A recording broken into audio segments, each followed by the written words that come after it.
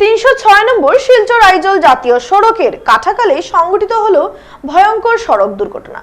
বিপরীতমুখী দুইটি ইলেকট্রিক অটোর মুখোমুখি সংঘর্ষে অন্তত ৩ জন ব্যক্তি গুরুতরভাবে আহত হয়েছে।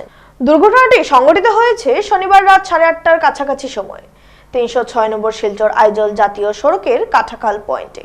প্রত্যক্ষদর্শীরা জানিয়েছেন, বিপরীতমুখী দুটি দ্রুতগতির অটো গাড়ির পরস্পরের সহিত মুখোমুখি সংঘর্ষে প্রচণ্ড শব্দ শুনে এগিয়ে আসেন তারা জানান, ধলাইয়ের দিক থেকে শিলচর অভিমুখে যাওয়া দ্রুতগতির অটো গাড়িটির চালক নেশাগ্রস্ত অবস্থায় ভুল দিকে গাড়ি চালিয়ে শিলচরের দিক থেকে ধলাই অভিমুখে আসা অটো গাড়ি সম্মুখে সজোরে ধাক্কা মারে।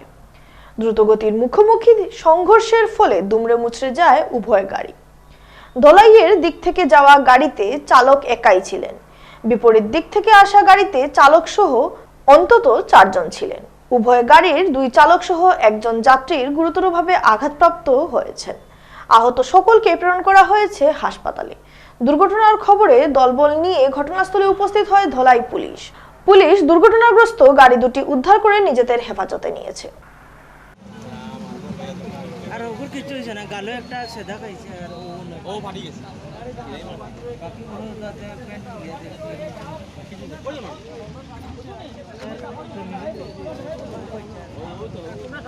আটা তারে বাচ্চাটা নিয়ে আনো না। লয়ে যাও